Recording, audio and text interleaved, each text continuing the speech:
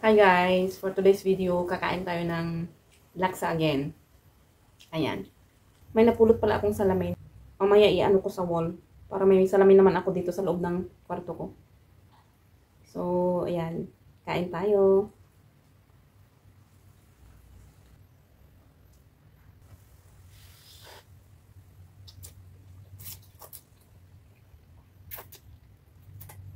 Mainit pa. Ano ang pangalan to? Kalimutan ko yung pangalan to. Parang basta may cake siya. Bonk.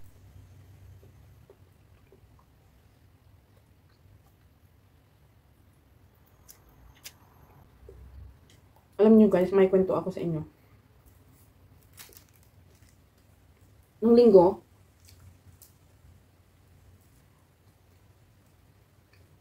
hindi ako nakapadala. Kasi, yung pala card ko, na-expired. Na-expired last month. Nakalimutan kong, nakalimutan ko. Expired na pala last month. So, magpadala sana ako ng pera. Maglabas ako ng pera. Decline. Kakahiya. Long queue pa naman. Decline. Transaction canceled. Sabi niyang ganon. My God.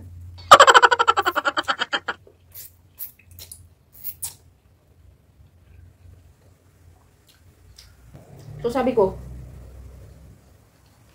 bakit nila kinancel? Naka-transfer pa naman ng amo ko ng sahod ko doon. Sabi ko, isip ko lang. Sabi ko nga, try ko nga sa Value Dollar. So, kumuha ko ng wet tissue. Tapos, trinay ko. Trinay ko yung nets. Hindi pwede, decline. Kaya. Tapos, yun. So, alam ko na, hindi ko na magamit yung account ko.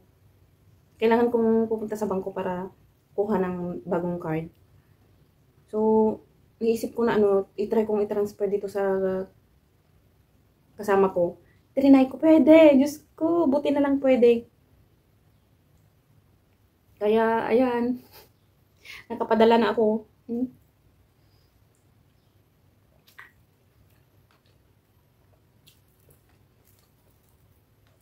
Kailangan kong pupunta sa bangko ng weekdays kasi ewan ko kung saang bangko yung open sa Sunday. Pero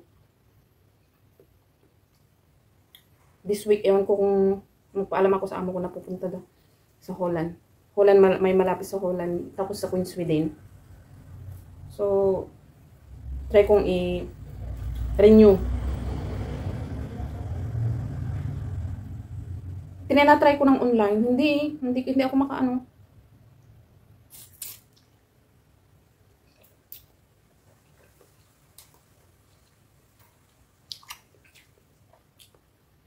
I-flex ko mamaya yung napulot kong salamin.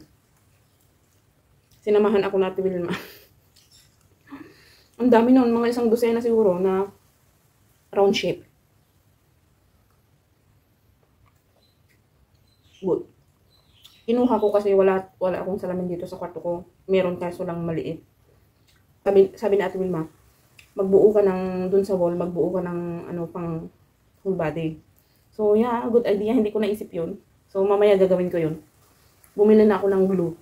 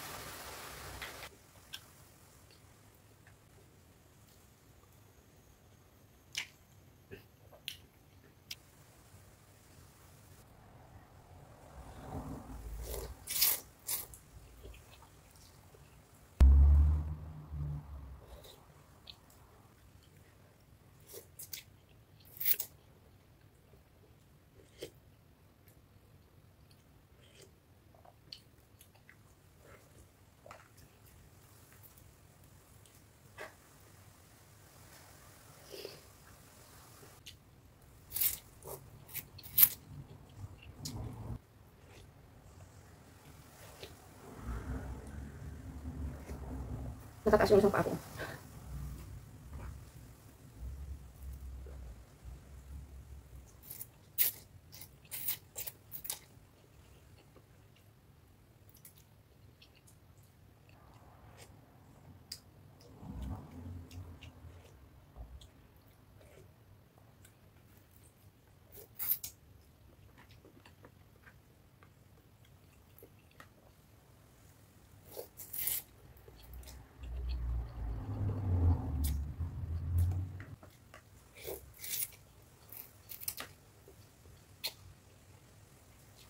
So yan guys. Mamaya i-flex ko mamaya yung ano, salamin. Tapos i-stick ko sa wall. Hindi naman siguro magagalit si amo kung ipatanggal na idipinturahan ko.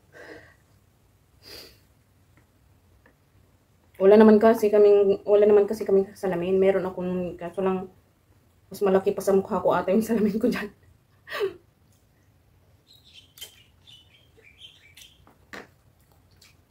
So yan guys.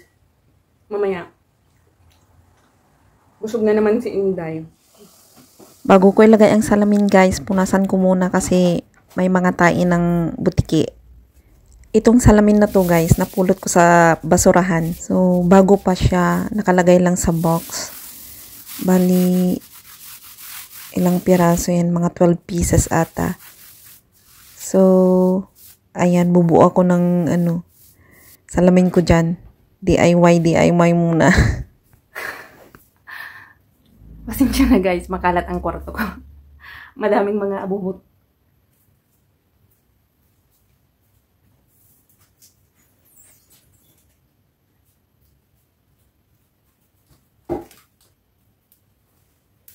Ito pala yung size niya, oh. Round. Ito siya.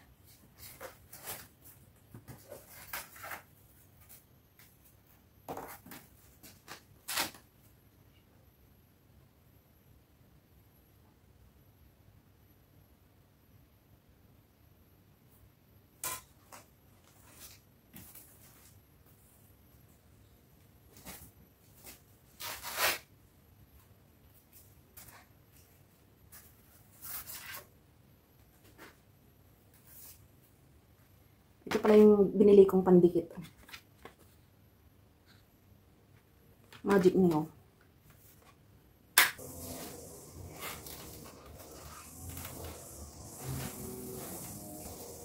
Konti lang para hindi masira yung wall.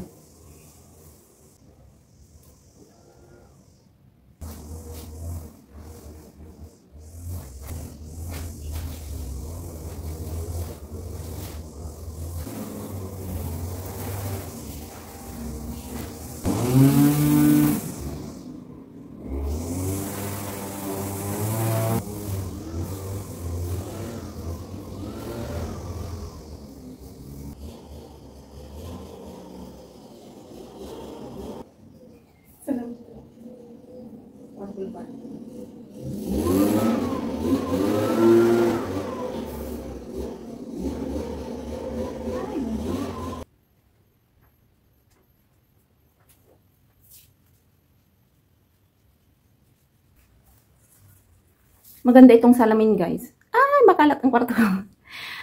Maganda itong salamin kasi hindi yung talagang natural na salamin siya. Hindi yung, di ba may mga salamin na lalaki ka, malaki yung katawan, yung mukha. Ito, siya, okay lang siya, natural. Natatakot naman kasi akong isend sa Pilipinas to. Baka, kasi nipis niya, oh.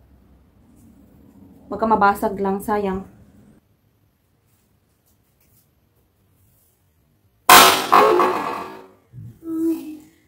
Oh my God.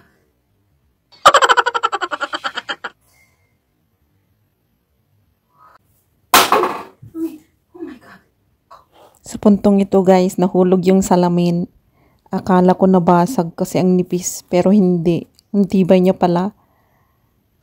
Tingnan nyo, medyo mataas siya ng unti.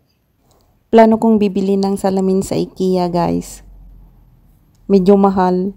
Tapos yung kung paano ko dalhin dito, yung kung bibili ako ng mahaba, yun ang iniisip ko. Pwedeng taxi pero ewan ko kung kasya doon.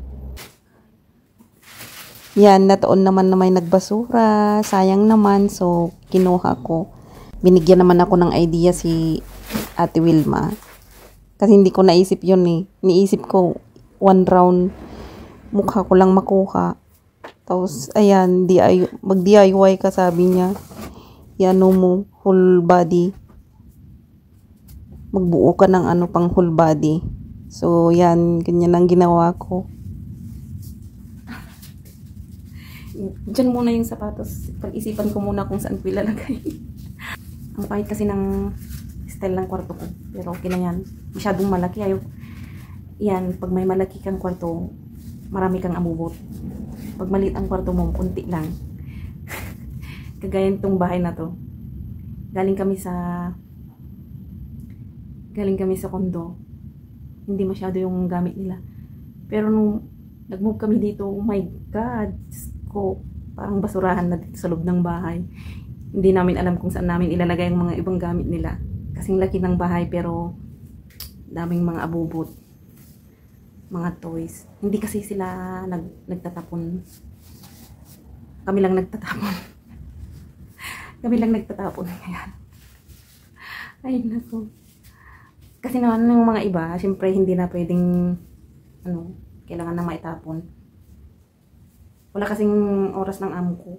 Palagi siyang na busy. Kaya ayan.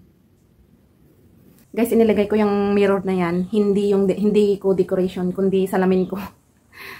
Para may salamin ako dito sa loob ng kwarto ko. Ayun guys. Ganda, diba? Char. So, i-transfer ko na lang yung shoe rack ko dyan. Maraming salamat. Thank you for watching, guys. Shout out sa mga nanonood sa mga videos ko. Maraming salamat. Sana hindi kayo mag-skip ng ads. So, ayun lang ma-share ko ngayon. Madami akong abubot. Oh, meron pa doon. Mga damit yun. Ipadala ko sa Pilipinas. Makalat ang kwarto ko. May bisikleta. Ayan.